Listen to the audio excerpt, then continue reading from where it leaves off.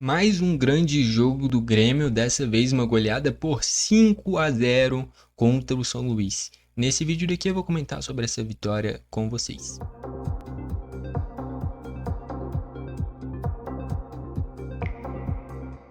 Vamos lá então, primeiro passar como é que foram os gols da partida e aí a gente vai aprofundando na nossa análise. Primeiro gol do jogo, do Cristaldo, que fez talvez o melhor tempo dele com a camisa do Grêmio. O Grêmio sai vencendo o primeiro tempo por 3-0, sendo que nos 3 gols, 2 foram do Cristaldo e o terceiro é uma finalização que ele, ia fazendo um golaço, deu azar de ir no travessão e no rebote o Aravena completou, né? Primeiro gol da partida aos 24 minutos, o Grêmio que logo no início, com 5 minutos, já teve um gol anulado, um gol do Bright White, uma roubada do Vila Sante. É bem discutível por sinal, como o Grêmio aplicou uma sonora goleada, a gente não vai comentar tanto, mas se o Grêmio tivesse empatado ou perdido, com toda certeza esse gol anulado ia estar sendo bem discutido. Acaba que não fez falta, tá bom? Enfim, um passe do Bright White, o Cristaldo faz. A parte mais bonita do gol é o domínio do Cristaldo, um domínio de chaleira, sai cara a cara, tira ele de trivela bem na bochechinha da rede, se vai um pouquinho mais pro lado e é na trave. Enfim, golaço, faz 1-0.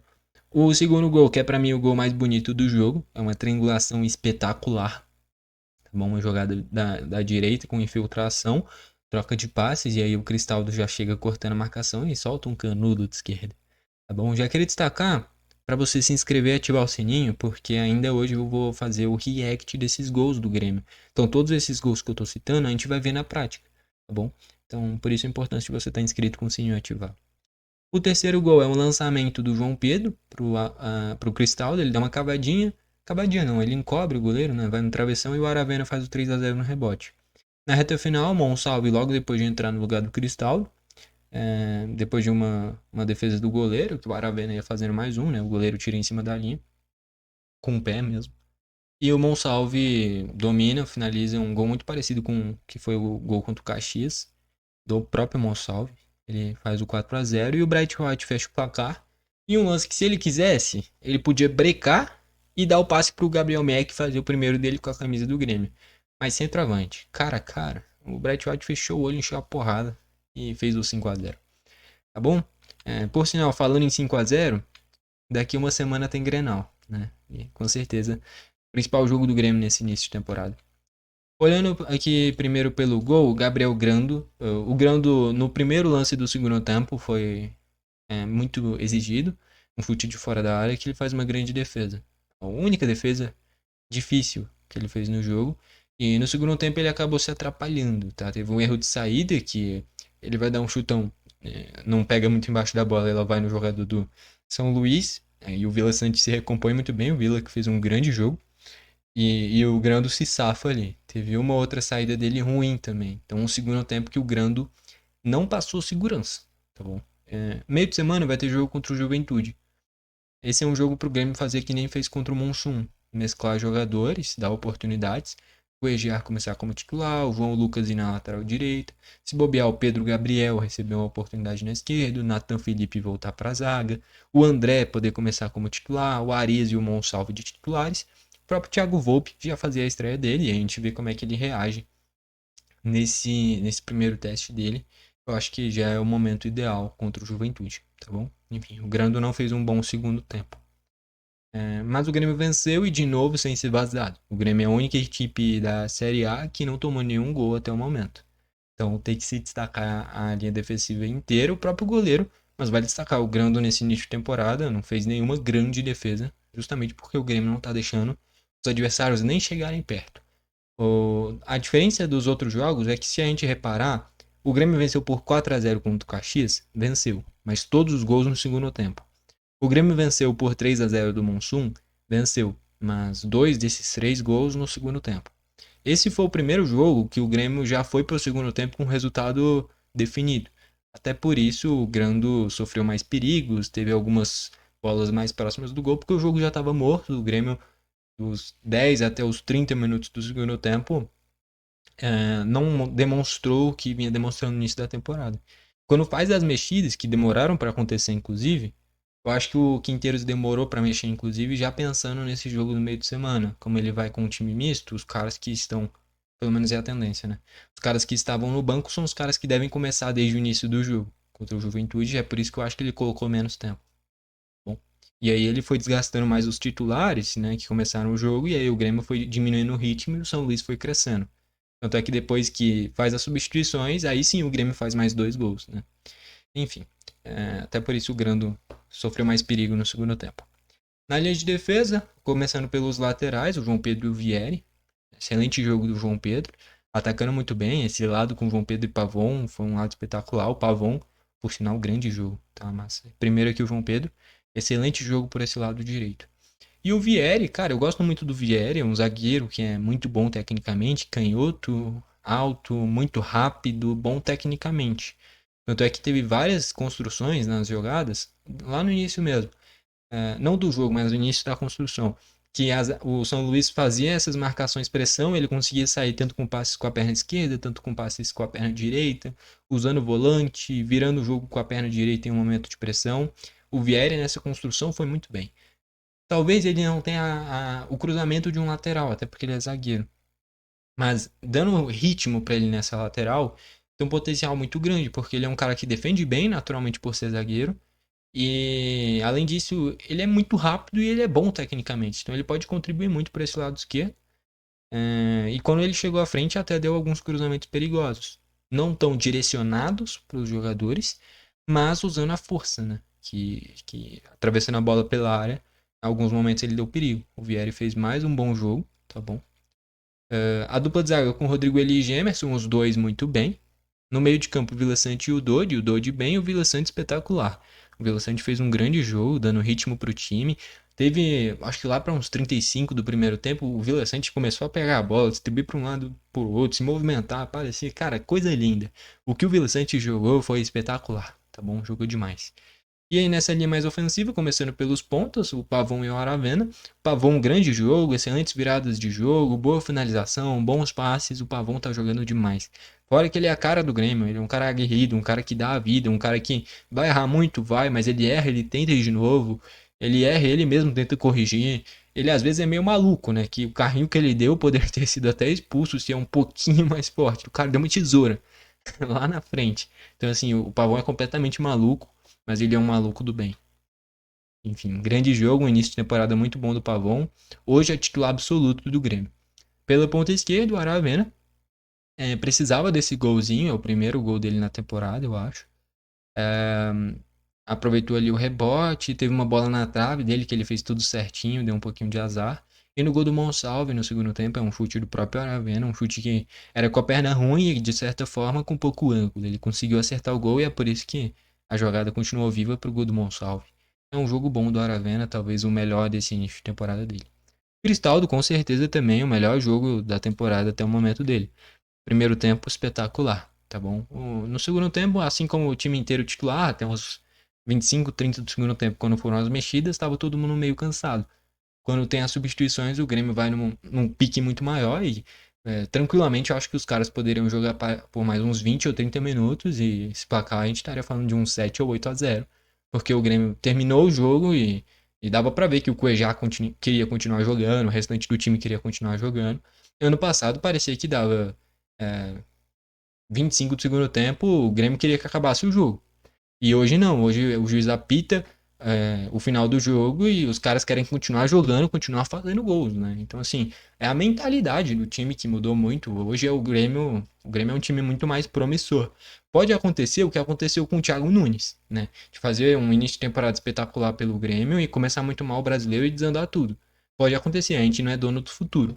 Mas o fato é um Grêmio que passa muito mais expectativa de conquistar algo na temporada do que foi com o Renato, principalmente na última temporada, onde dava para ver que o Grêmio só fazia o suficiente. Dessa vez não. O Grêmio se supera a cada jogo, o Grêmio tenta aplicar um futebol bonito, se impõe, tanto é que o terceiro ou quarto jogo seguido que o Grêmio passa de 15, 20 finalizações.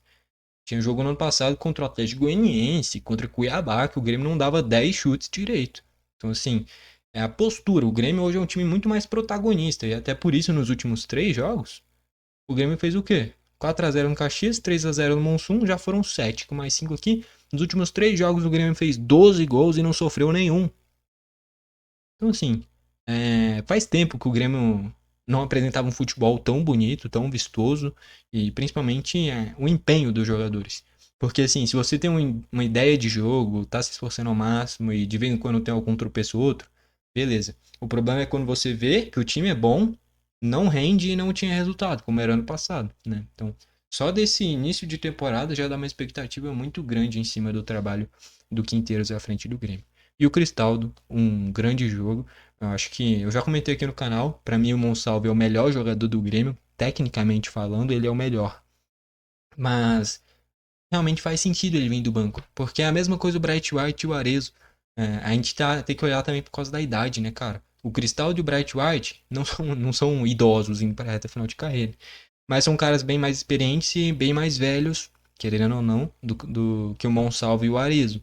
Então, quando você tira, por exemplo, se começasse Arezo e Monsalve como titulares e coloca Cristaldo e Bright White, é uma coisa. Agora, quando você tira o Cristaldo e o Bright White e coloca o Monsalve e o Arezo, são caras mais jovens com mais gás. E aí eles conseguem destoar mais vindo do banco, né? Querendo ou não.